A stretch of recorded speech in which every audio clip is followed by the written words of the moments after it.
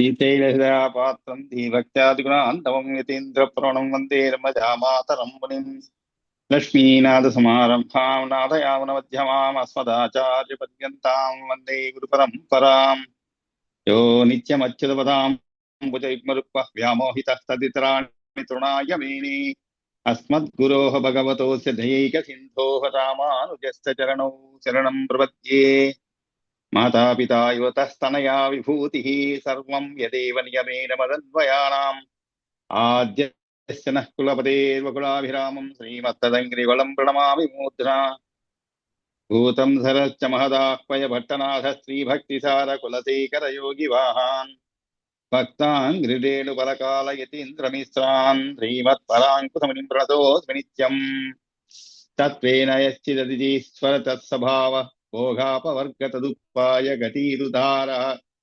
సందర్శయంద్రమిమీత పురాణరత్నం తస్మై నమో మునిపరాయ పరాశరాయ హంసైః షడ్భిः సమాకీర్ణం అంగైర్వేదమివాపరం పురాణం వైష్ణవం చక్రే యస్తం వందే పరాశరం వ్యాసం వసిష్ఠనప్తారం శక్తే పౌత్రమకల్మషం పరాశరాత్మజం వందే సుఖతాతం తపోనిధిం వ్యాసాయ విష్ణురూపాయ వ్యాసరూపాయ విష్ణవే నమో వై బ్రహ్మనిధయే వాసిష్ఠాయ నమో నమః పురాణం వైష్ణవం చైత సర్వకిల్పిశనాశనం విశిష్టం సర్వశాస్త్రేభ్యః పురుషార్థోపవాపాదనే భారతే భగవద్గీతా ధర్మశాస్త్రేషు మానవః వేదేషు పౌరుషం సూక్తం పురాణేషు చ వైష్ణవం తత్కర్మయన్న బంధాయ సా విద్యాయా విముక్తయే ఆయాసాయ పరం కర్మ విద్యాన్యాశిల్పనైపుణం శ్రీ విష్ణు చిత్తపద పంకజ సంగమాయ చేతో మమ స్పృహయతే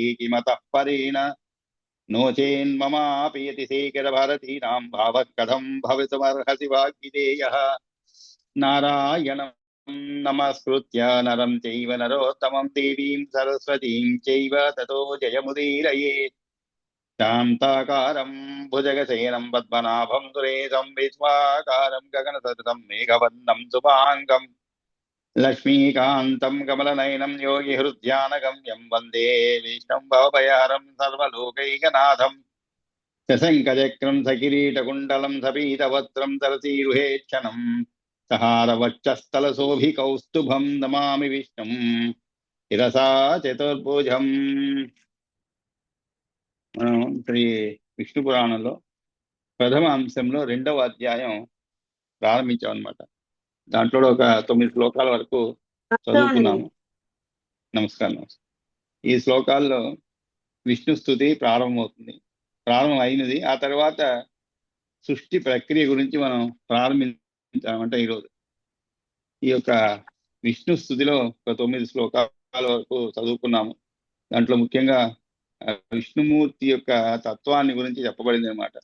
అవికారాయ శుద్ధాయ నిత్యాయ పరమాత్మనే సదైక రూపాయ విష్ణవే సర్వజిష్ణవే నమో హిరణ్యగర్భాయ హరయే శంకరాయ చ వాసుదేవాయ తారాయ సర్గస్థిత్యంతకారిణే ఏకానేక స్వరూపాయ స్థూల సూక్ష్మాత్మనే నమః అవ్యక్త వ్యక్త భూతాయ విష్ణవే ముక్తిహేతవే సర్గస్థితి వినాశానాం జగతో వస్య జగన్మయః మూలభూతో నమస్తస్మై విష్ణవే పరమాత్మని ఆధారభూతం విశ్వస్యాప్యనీయాం సమనీయసాం ప్రణమ్య సర్వభూతస్థమచ్యుతం పురుషోత్తమం జ్ఞానస్వరూపమత్యంతం నిర్మలం పరమార్థతః తమేవార్థస్వరూపేణ భ్రాంతి దర్శనతస్థితం విశ్వం గ్రసిష్ణుం విశ్వస్య స్థితౌ సర్గే తదా ప్రభుం ప్రణమ్య జగతామీశం అజమం అక్షరం అవ్యయం కథయామి యథాపూర్వం దక్షాధ్యైర్ముని సప్తమైః పృష్టః ప్రోవాచ భగవాన్ అబ్జయోని పితామహ తైశ్చ ఉక్తం పురుగుత్సాయ భూభుజే నర్మదాతడే సారస్వతాయ తేనాపి మహ్యం సారస్వతేన చ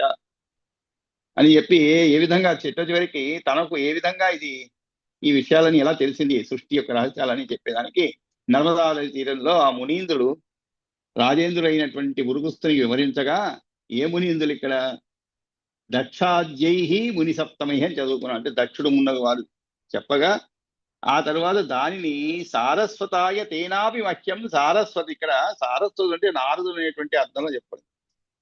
నారద మహర్షి అనమాట. అతన్ని సారస్వతులని పేరు కూడా ఉన్నది. కాబట్టి అతని నుండి నాకు చెప్పడము జరిగినది అని చెప్పాను. ఇప్పుడు ఇతనికి చెప్పబోతున్నాను అనమాట.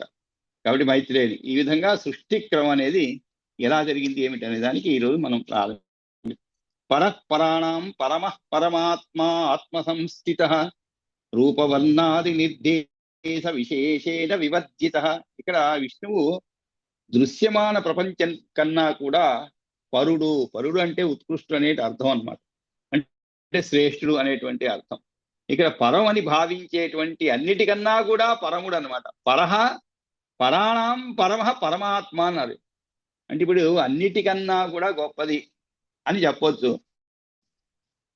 ఏవేవి అయితే గొప్పది అనుకుంటున్నామో వాటన్నిటికన్నా కూడా పరముడు అనేటువంటి అర్థంలో పరాణం పరమః పరమాత్మ ఆత్మ సంస్థిత. ఇక్కడ పరమాత్మగా నిర్ణయింపబడతావాడనమాట. అంతేకాదు ఆత్మ సంస్థిత అంటే సర్వజీవాంతర్యామిగా ఉండేవాడు. అవన్నీ కాకుండా ఇంకా ఒక విశేషణ ఏమిటి? రూపవర్ణాది నిర్దేశ విశేషణ వివర్జిత. రూపం వర్ణమున్నగు వాటిచే నిర్దేశించడానికి వీలు కాని వివర్జిత అంటే ఏమిటి? ఏ విశేషణం చేత నిర్వచించశక్యం కాని శుద్ధతత్వమే ఆ విష్ణువు.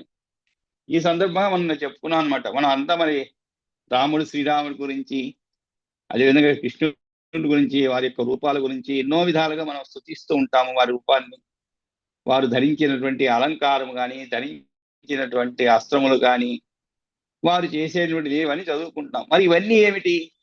ఇవన్నీ విష్ణువుకు సంబంధించినవి కాదు. విష్ణువు యొక్క అవతారాలను చెప్పొచ్చు అనమాట. ఏ కర్మ చేయాలనో ఆ అవతారం ఎత్తుంటారు. ఆ విధమైనటువంటి అన్నమాట. కాబట్టి మూలమైనటువంటి విష్ణువుకు ఎటువంటి రూపము వర్ణము ఉన్నగు వాటిచే నిర్దేశించడానికి వీలు కాదనమాట. విష్ణువు ఇలా అవుతున్నారు, ఇలా ఉంటారని చెప్పలేం మనం.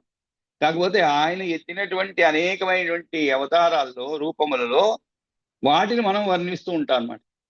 కాబట్టి అటువంటి నిర్వచించశక్యము కానటువంటి అని అర్థం అనమాట. శుద్ధతత్వమే ఆ విష్ణువు అనేటువంటిది ఈ 10వ శ్లోకం ద్వారా చెప్పబడింది. కాబట్టి పరఃపరాణం పరమః పరమాత్మ ఆత్మ సంస్థిత అని చెప్పి ఇక్కడ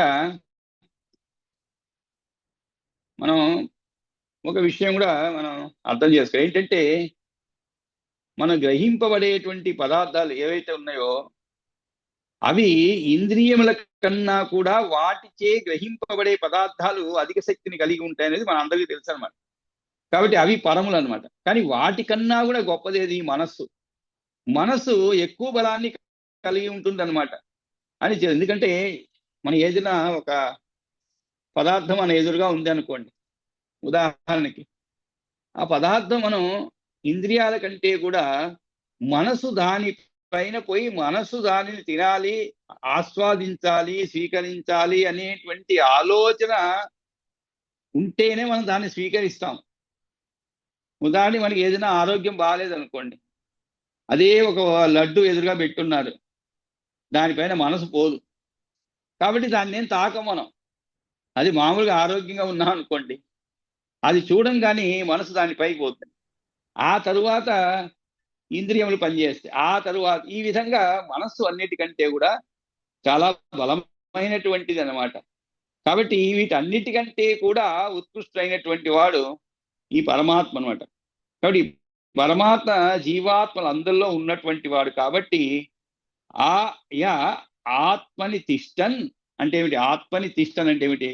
లోపల ఉండి ఆత్మను అంతర్హ్యం ఆత్మాన వేదయాస్యాత్మ శరీరం అంటే ఎవడు ఆత్మయందు ఉంటూ ఆత్మ యొక్క లోపలి ప్రదేశంలో ఉంటున్నాడో, తనలో పరమాత్మ అనేవాడు ఉన్నాడు అని జీవుడు తెలుసుకోలేకపోతున్నాడో, ఎవనికి ఆత్మ శరీరమో ఇవన్నీ కూడా అంతర్యామిగా ఉన్నాడని తెలుస్తుందన్నమాట. కాబట్టి అటువంటి అంతర్యామిగా ఉన్నటువంటి ఆ మహావిష్ణు శుద్ధతత్వమే ఆ మహావిష్ణువు అని చెప్పాలి. పరఃపరాణం అని చెప్పి ఆ తర్వాత అపక్షయ వినాశాభ్యాం పరిణామ వృద్ధి జన్మభి వర్జిత శక్యతే వక్తుం యస్సదా అస్థీతి కేవలం. ఇది కూడా ఆయనకి విశేషంగా చెప్పబడింది అనమాట. ఏమిటది? అపక్షయ వినాశాభ్యం. అపక్షయం అంటే క్షీణించడం అని అర్థం. వినాశం అంటే నశించిపోవడం. అపక్షయ వినాశాభ్యాం పరిణామ వృద్ధి జన్మభి. అదేవిధంగా పరిణామం అంటే మార్పు, వృద్ధి అంటే ఏమిటి, వృద్ధి చెందటం అన్నమాట. జన్మభి అంటే ఏమిటి, జన్మ అంటే పుట్టుగా ఉన్నటువంటి అనేక వికారాలు వర్జిత, లేనటువంటి వాడు. ఇవన్నీ ఎవరికి, విష్ణుమూర్తికి అనమాట.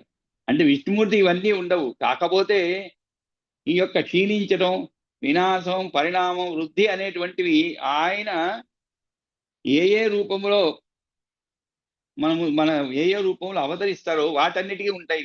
కానీ విష్ణుమూర్తికి అవన్నీ లేవన్నమాట.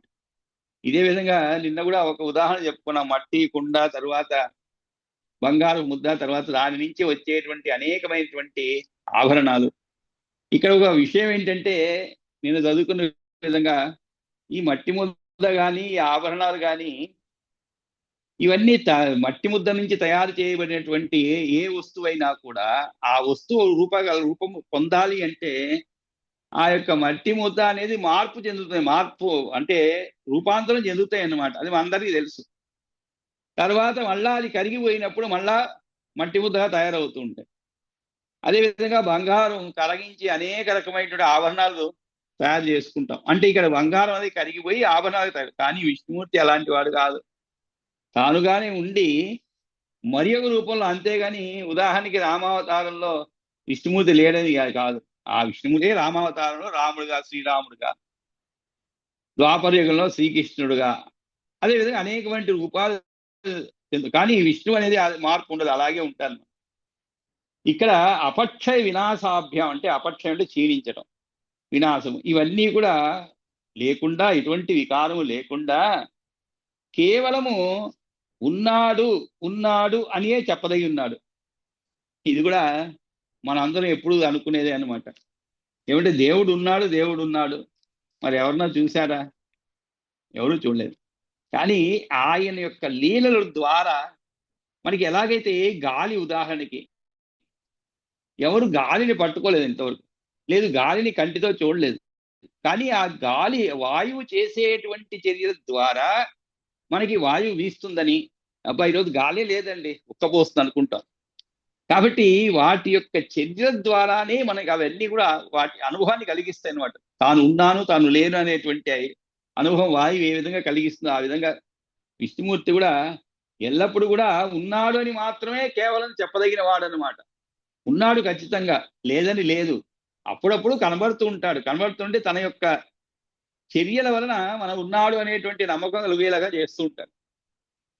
ఇది మనలో చాలా మందికి ఎన్నో విధ అనుభవాలు కలిగి, అనుభవం ఎప్పుడు కాకపోయినా ఏదో ఒక సందర్భంలో మనకి అనుభవానికి వచ్చినటువంటి విషయమే అనమాట. అప్పుడు అనుకుంటాం నిజంగా దేవుడు ఉన్నాడండి అనుకుంటాం. ఉదాహరణకి మనం రోడ్లో పోతూ ఉంటాం. సరిగ్గా మీరు ఒక అడుగు ముందుకు వెయ్యపోతూ ఉన్నారు. ఆ సమయానికి పైనుంచి ఒక సర్పం కింద పడింది అనుకో. ఉదాహరణకి చెట్టు పైనుంచి పడింది. మీతో వాకింగ్ పోయారు పొద్దున్నే, పైనుంచి పడింది. ఎక్కడ పడింది? అది కొద్దిగా ఒక్క అడుగు ముందు మీకంటే. ఇంకొక అడుగు కానీ మీరు వేస్తుంటే సరిగ్గా మీ తలపైన పడేది ఉదాహరణకి.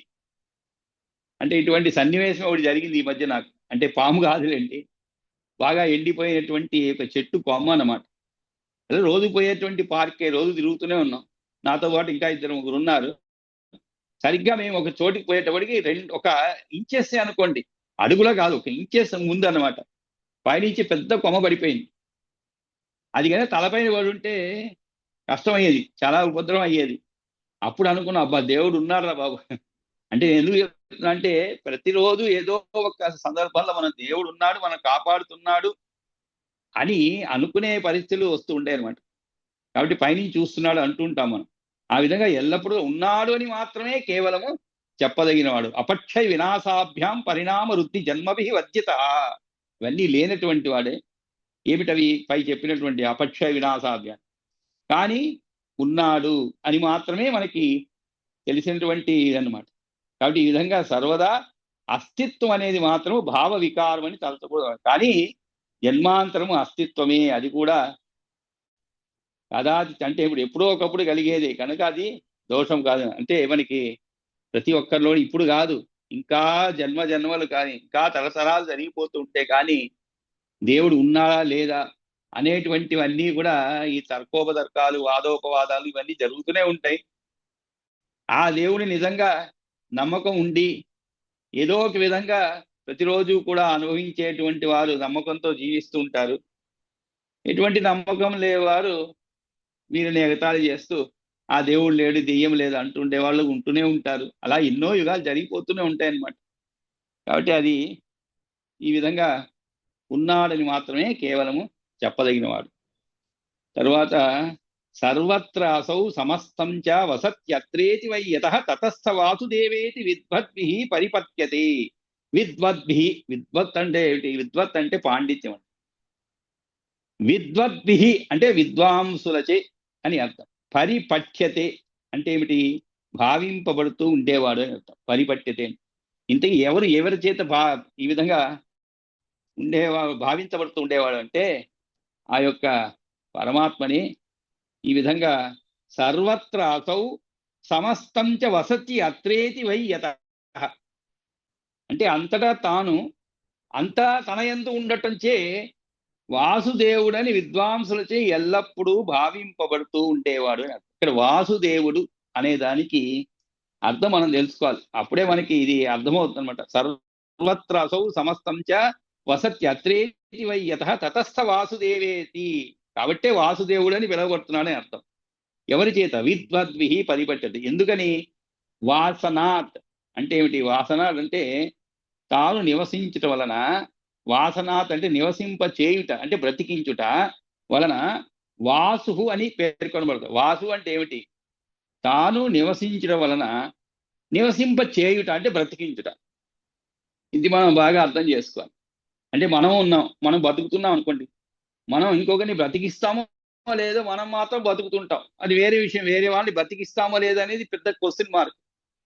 కానీ పరమాత్మ అలా కాదు, విష్ణుమూర్తి అలా కాదు. తాను నివసించడం వలన అంటే తానే ఆత్మగా మన ఈ జీవుడిలో ఉన్నందువలన వాసన అంటే నివసింప చేయుట కాకుండా ఆ ఎక్కడైతే నివాసం ఉంటున్నారో వారిని కూడా బ్రతికించేటువంటి వారు. కాబట్టి వాసు అని పేర్కొనబడుతున్నాడు. కాబట్టి వాసుశ్చ అంటే అసౌ దేవహచ అంటే వాసువే కాకుండా జ్ఞానానందముల చేత ఉజ్వలముగా వెలిగేవాడు అనేటువంటి అర్థం కూడా ఉంది. కాబట్టి ఈ నామ నిర్వచనం. కాబట్టి మనకి వాసుదేవుడు అంటే ఏమిటి? లోపల నివసిస్తూ తాను నివసింపజేసేటువంటి వాడు అని అర్థం మాట. అంతేకాదు వసనము అంటే ద్యోతనము కూడా అర్థం ఉంది, అంటే ప్రకాశము అనే అర్థం ఉంది. కాబట్టి ప్రకాశం కలవాడు, వెలుగుతున్నందువలన మరియు ప్రళయకాలంలో కూడా తనలో చేరి ఉన్నటువంటి లోకాలన్నిటినీ బయటకు తీసుకొని వచ్చి వెల్లడి చేస్తూ ఉన్నందువలన కూడా వాసుదేవుడు అని అంటారనమాట. ఇది వాసుదేవుడు అనే దానికి ఒక అర్థం చెప్పబడింది అనమాట ఈ విధంగా. కాబట్టి సర్వత్ర అసౌ సమస్తం చ వసతి అత్రేతి. వసతి అత్ర ఇతి, వసత్యత్రేతి అవుతుంది. వసతి అంటే ఉండడం, అత్ర ఇతి అంటే ఇచ్చట, అంటే ఇతి అంటే ఈ విధముగా.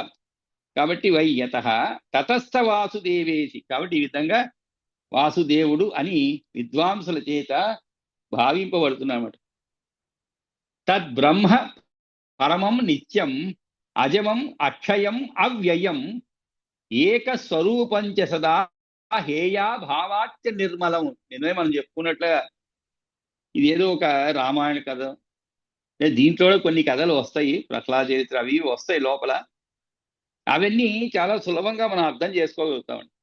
అంటే ఇదంతా కొద్దిగా ఆబ్స్ట్రాక్ట్ అంటారు. అంటే ఏమిటి?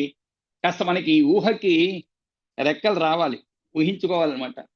అప్పుడే దీన్ని అర్థం ఆకలింపు చేసుకోగలుగుతాం.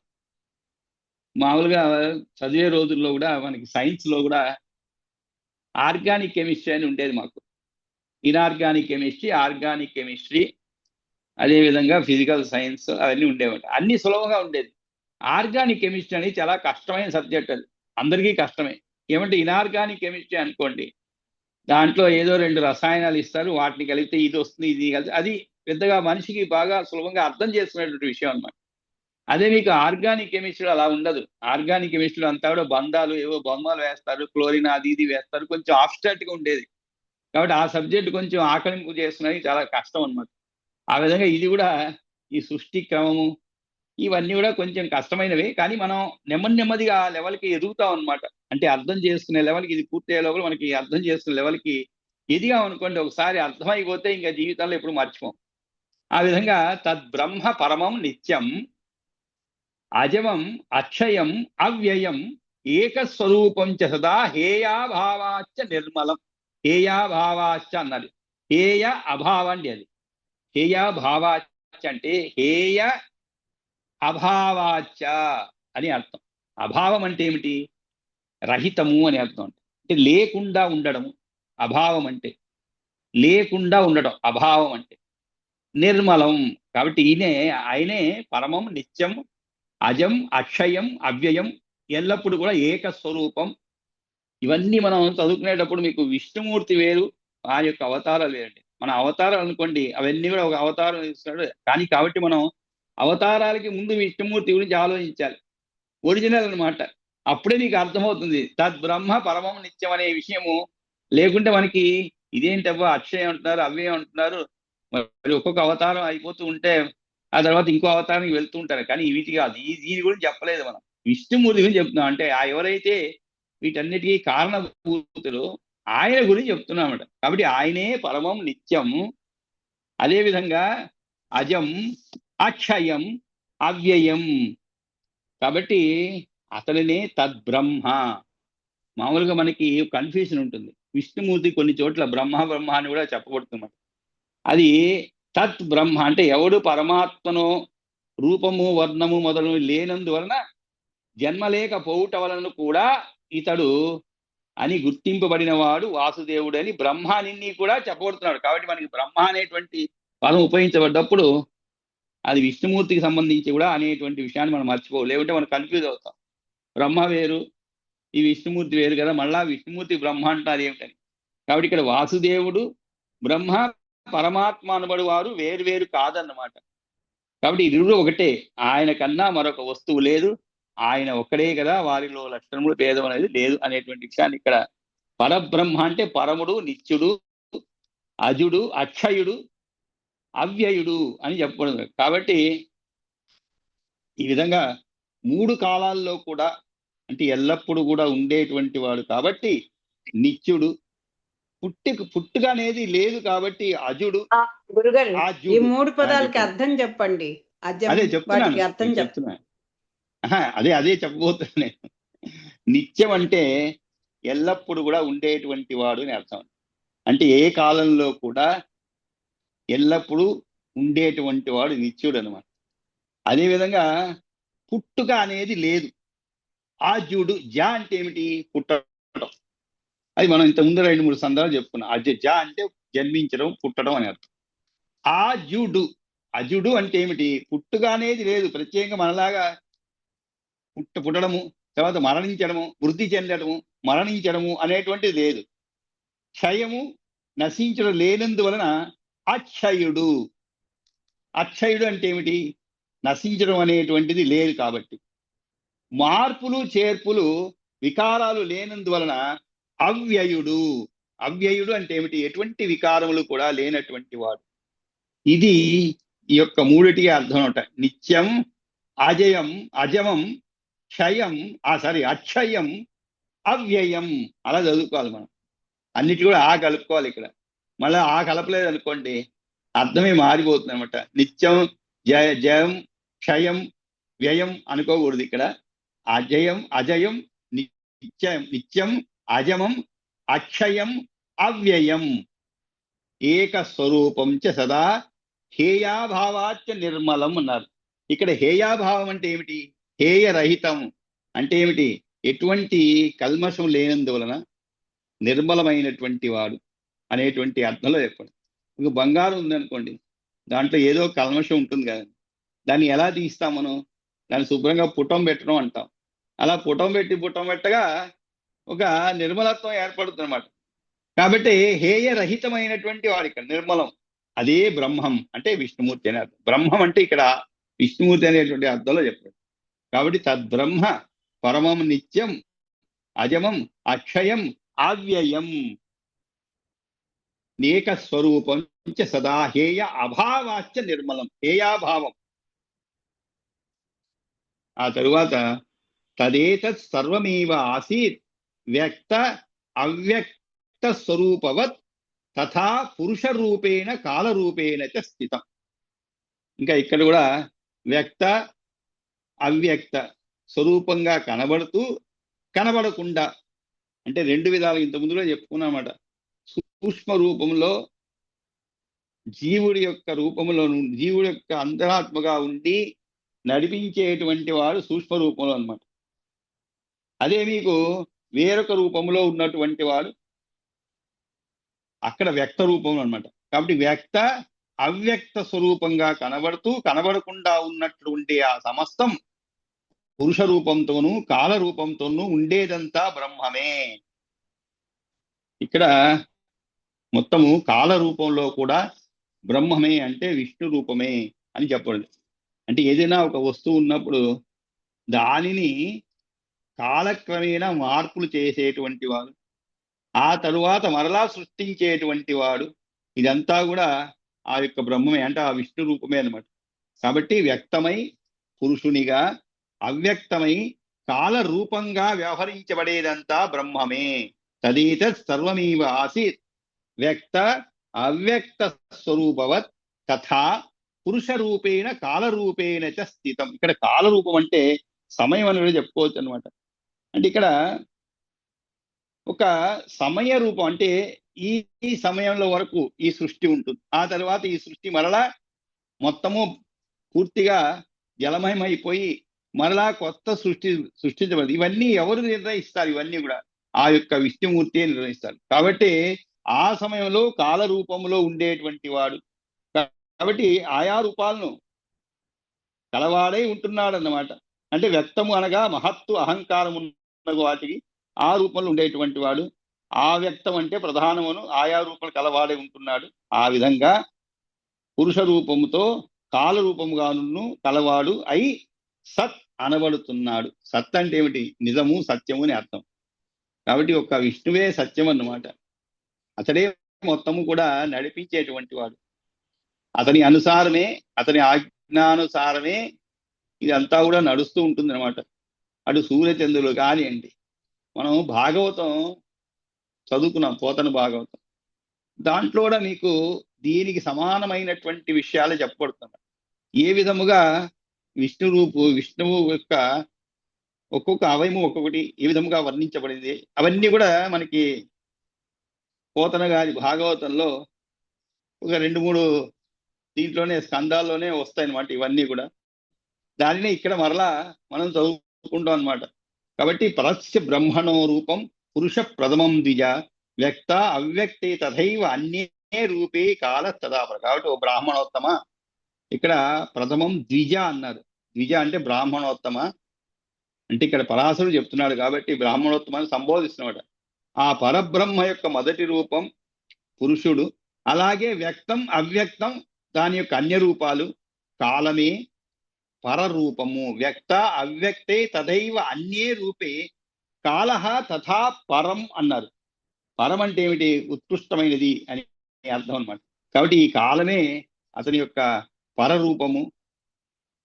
ప్రధాన పురుష వ్యక్త కాలానాం పరమం హియత్ పశ్యంతి సూరయ శుద్ధం తద్విష్ణోహ పరమం పదం. కాబట్టి అటువంటి విష్ణుమూర్తిని ఎవరు చూడగలుగుతున్నారు? విష్ణు యొక్క పరమపదంగా సూర్యులు అనగా పండితులు వీక్షిస్తారనమాట. కానీ మనం కూడా ఆయన చేరుకోవాలంటే ఆ విధంగా సూర్యులు చేసిన విధంగా ఎల్లవేళ్ళ కూడా ఆ విష్ణుమూర్తి గురించి చింతించడం. అంటే మొదటి రూపం అంటే పురుషుడు, జీవుడు, ఇంకా వ్యక్తావ్యత అనేటువంటి రెండు ఇవి జడాలు, వీటికి చైతన్యం లేదు, ఇవన్నీ చెప్పాలన్నమాట. కాబట్టి ప్రధాన పురుష వ్యక్త కాలానం పరమం హియత్ పశ్యంతి సూరయ శుద్ధం తద్విష్ణోహ పరమం పదం. కాబట్టి ఈ వ్యక్త అవ్యక్త అంటే ప్రధాన పురుష కాల రూపాల్లో ఏది పరమై శుద్ధమై భాషిస్తుందో దానిని విష్ణువు యొక్క పరమపదంగా సూర్యుడు అనగా పండితులు వీక్షిస్తారు. అంటే ఆ పండితులు వీక్షిస్తారు అనే అర్థం ఏమిటంటే దాంట్లో సామాన్యులు అయినటువంటి మనకి అంతటి ఒక ఉత్కృష్టమైనటువంటి భావన అంత త్వరగా మనకి అలవడదు అన్నమాట. అంటే మనం ఉదాహరణకి ఒక శ్రీరామచంద్రుని మనం కొలుస్తున్నాము, లేదు ఇంకో కృష్ణుని కొలుస్తున్నాము. ఇక్కడ మనకి మన ఆలోచన అంతా కూడా కృష్ణతత్వం పైన కానీ, లేదు శ్రీరాముని యొక్క తత్వం పైన కానీ, ఆయన యొక్క గుణగణాలు, ఆయన నిర్దేశించిన ధర్మాలు, వీటిపై వరకే మనం ఆలోచిస్తూ ఉంటాం. అంటే తప్పు లేదు దాంట్లో. కానీ వీటన్నిటికీ కూడా పరమైనటువంటిది ఆ విష్ణుమూర్తి. కాబట్టి ఆయన విష్ణు యొక్క పరమపదంగా ఎవరు భావించగలుగుతారు?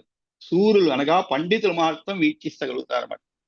కాబట్టి మనం అంతగా ఆ గురించి వీక్షించలేము. కాబట్టే మనం అంతా కూడా ఈ రామాయణం, మహాభారతాలు, భాగవతాలు చదువుకొని ఆ విష్ణుమూర్తి యొక్క అనుజ్ఞ పైన ఇవన్నీ కదులుతుంటాయి. కాబట్టి వాటిని మనం ఆకలింపు చేసుకొని ఆ మార్గంలో పోతూ ఉంటాం అన్నమాట.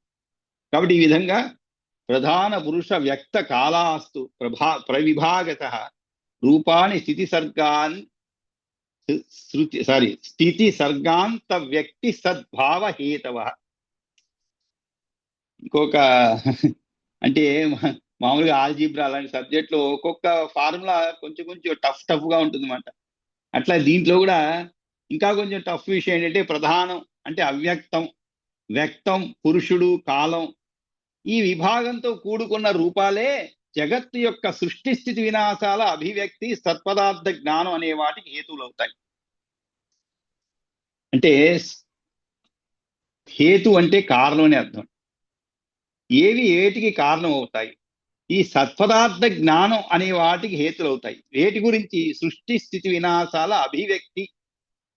అంటే ఈ యొక్క రూపాలు ఏవైతే ఉన్నాయో ఏమిటవి? ప్రధానం అంటే అవ్యక్తం, వ్యక్తం, పురుషుడు, కాలం, వీటన్నిటినీ కూడా ఈ విభాగంతో కూడుకున్న రూపాలే జగత్తు యొక్క సృష్టి స్థితి వినాశాల అభివ్యక్తి. సృష్టి స్థితి వినాశాలు అంటే ఏమిటి? ఇవన్నీ మనకి సామాన్యమైనటువంటి అర్థంలో తెలుసుకుంటే మనకి సృష్టించడం, సృష్టి తర్వాత స్థితి అంటే ఉండడం, తర్వాత వినాశం, ఇవన్నీ మార్పులు జరుగుతుండేవి. కాబట్టి వీటి యొక్క అభివ్యక్తి అంటే ఏమిటి? వీటి యొక్క కలయికలే సత్పదార్థ జ్ఞానం అనే వాటికి హేతులు అవుతాయి. ఏమిటవి? ఈ ప్రధానం అంటే అవ్యక్తం, వ్యక్తం. ఎంతసేపటి మనకి అసలు ఇప్పటికి కూడా మనం మన బుద్ధికి, మన స్టాండర్డ్కి అర్థం కానిది ఏంటంటే ఈ యొక్క జీవుడి లోపల ఒక ఆత్మ ఉంటుంది. మళ్ళీ తర్వాత భగవద్గీతలు చెప్తుంటారు ఆత్మకి వినాశం అనేది లేదు, అది దహించబడేది కాదు, అదేవిధంగా శోషించబడేది కాదు, అదేవిధంగా ఏ విధంగానూ కూడా వినాశం చెందదు. అంతేకాదు మన శరీరం, మనం ఏ విధంగానైతే శరీరం జీర్ణించిపోయినప్పుడు ఈ ఆత్మ మనం ఏ విధంగానైతే ఒక జీర్ణించిపోయేటువంటి వస్త్రాలను తీసి పక్కన పడేసి, ఎంత బాగా ఉంటే కూడా డ్రెస్ మనం చిరకాలం ఉండదు కదండి. ఏదో ఈరోజు కొనుక్కుంటాం మంచి చీర బాగుంది అని చెప్పి, కానీ ఎంతకాలం ఉంటుంది మనతో?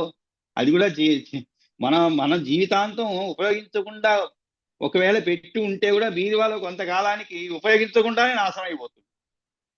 అదే విధంగానే ఆత్మ కూడా ఒక శరీరాన్ని వదిలి ఇంకొక శరీరానికి ప్రవేశిస్తుంది. ఇవన్నీ మనకి భగవద్గీతలో చెప్పబడింది అనమాట. కాబట్టి ఈ విషయాలన్నీ కూడా మనం కొంచెము అర్థం చేసుకోవాలి. ఆకలి అంటే జీర్ణించుకోవాలన్నమాట. జీర్ణించుకోవాలంటే ఏమిటి? బాగా ఒక లెవెల్ ఆఫ్ థింకింగ్ అంటాం. అంటే ఆలోచన పరిధిని కొంచెం విస్తరింపజేయాలన్నమాట. విస్తరింపజేసినప్పుడే ఈ బ్రహ్మ పదార్థం అంటుంటాం కదా, అవన్నీ అర్థమవుతున్నమాట. కాబట్టి ఇక్కడ కూడా ప్రధాన పురుష వ్యక్త కాలాస్తు ఇవన్నీ కూడా ప్రవిభాగస అంటే ఏమిటి? డివైడ్ చేయడం అనమాట. కాబట్టి ఇవన్నీ ఈ విధంగా ఆ విష్ణుని యొక్క ఆజ్ఞ మేరకు ఇవన్నీ ఏర్పడుతూ ఉంటాయి. ఆ తరువాత సృష్టి స్థితి వినాశాల ద్వారా ఇవి మరలా తిరిగి పునర్జన్మలు అంటే పునః ప్రారంభం జరుగుతూ ఉంటుంది అని చెప్పింది. కాబట్టి వ్యక్తం విష్ణు తదా అవ్యక్తం పురుష కాలయేవచ క్రీడతో బాలకస్యేవ చేష్టాం తస్య నిశామయ. ఇంకా చెప్తున్నాడు మైత్రేయుడికి అనమాట. ఏమిటది? ఒక బాలకుని క్రీడ లాంటిదిగా. ఏమిటవి? 4 రూపాలను ధరించడం విష్ణువుకు ఒక బాలకుని క్రీడ లాంటిదిగా తెలుసుకోమని చెప్తున్నాడు. అంటే ఏమిటి? ఇవన్నీ కూడా ఎవరు నిర్దేశిస్తున్నారు? విష్ణుమూర్తి నిర్దేశిస్తున్నాడు. అది కూడా ఎలాగ నిర్దేశిస్తున్నాడు? అదేదో చాలా కష్టంగా కాదు, ఒక బాలుకుని క్రీడ లాంటిదిగా, అంటే బాలుడు ఎలాగ ఆడుతుంటాడో, కొంతసేపు బంతితో ఆడుకుంటాడు, లేదు కొంతసేపు కబడ్డీ ఆడుతుంటాడు. అంటే ఏమిటి, చాలా తేలికగా అన్నమాట. ఆడడం అంటే ఏమిటి, చాలా తేలికగా. ఇవన్నీ కూడా విష్ణుమూర్తికి చాలా తేలికగా, ఒక బాలుడు తేలికగా ఆడుకునేటువంటి విషయంగా నీవు తెలుసుకోమని చెప్తున్నాడు పరాశరుడు. ఎవరికి? మైత్రేయ తెలుసుకో అని చెప్తున్నాడు అనమాట. కాబట్టి ఈ విధంగా వ్యక్తము విష్ణువే, అవ్యక్తము విష్ణువే, పురుషుడు విష్ణువే, కాలము విష్ణువే. అంటే వేరే వేరే వాళ్ళు వేరే వేరే రోజులు చేయటం లేదు ఇక్కడ, మొత్తము ఆయనే. ఒక డ్రామా వేశారనుకోండి, మనకి చిన్నప్పుడు చూసుంటాం, చాలా మంది చూసుంటాం. దాంట్లో దుర్యోధనుడు 5 పాత్రలు ఏమో వేశారు రామారావు గారు. మీకు కనబడేది పాత్రలు విడివిడిగా కనబడుతుండొచ్చు. కర్ణుడి పాత్ర, దుర్యోధనుడి పాత్ర, ఇంకొక పాత్ర, కృష్ణుడి పాత్ర, 3 పాత్రలు కనబడుతుంటాయి. కానీ దీని వెనక ఎవరున్నారు? దానవీర సూరకర్ణలో 5 వేషాలు వేశారు. దాని వెనకంతా ఎవరున్నారు? మన హీరో రామారావు గారి. కానీ మన కంటికి కనబడేది మాత్రము ఆయన కనబడ్డు. ఒక పక్క కర్ణుడు, అందులో అంత లీనమై చేశాడు ఆ సినిమాను. కాబట్టి దుర్యోధనుడు, ముఖ్యంగా కర్ణుడి పాత్ర చాలా హైలైట్ చేశారు అనమాట. ఇవన్నీ ఎందుకు చెప్తున్నా అంటే అన్నీ కూడా ఆ విష్ణువే అన్నమాట.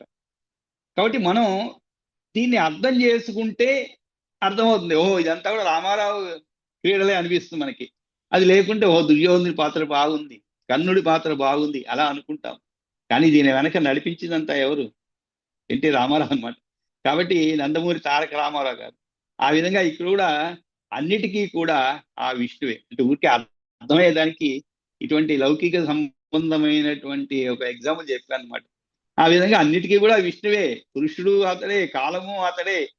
ఈ 4 రూపాలు ధరించడం విష్ణువుకి ఎలాంటిది, అది కూడా ఆ సినిమాలో కూడా ఆయన చాలా అవలీలగా చేశారు. చాలా మెప్పు పొందినటువంటి సినిమా. ఈ రోజు కూడా అది వేసుకొని చూస్తుంటే చాలా ఎక్కడ లేనటువంటి అభిమానం కలుగుతుంది. ఎవరికి? కర్ణుడి పైన. మామూలుగా మనకి దుర్యోధనుడి పైన, కర్ణుడి పైన అటువంటి సదభిప్రాయాలు ఎవరు ఉండవు మనకి. కానీ దాంట్లో కర్ణుడి ఒక చరిత్రను చాలా ఉదాత్తంగా చూపించగలుగుతున్నమాట. అది విధంగా దుర్యోధనుడి పాత్ర కూడా చాలా చక్కగా చెప్పాడు. ఆ విధంగా విష్ణువు ఒక బాలకుని క్రీడ లాంటిదిగా తెలుసుకోమని చెప్పి మైత్రేయ అని చెప్తున్నాడు కూడా పరాశరుడు. అవ్యక్తం కారణం యత్తత్ ప్రధాన ఋషి సత్తమై ప్రోచ్యతే ప్రకృతి సూక్ష్మ నిత్యం సదసత్ ఆత్మకం. సదసత్ ఆత్మకం అంటే ఈ 4గింట్లో కూడా అవ్యక్త కారణం ఋషి పుంగవులచే ప్రధానమని చెప్పబడుతుంది అనమాట. అదే ప్రకృతి, అదే సూక్ష్మం, అదే నిత్యం, అది ఉన్నట్లు లేనట్లు అనిపించే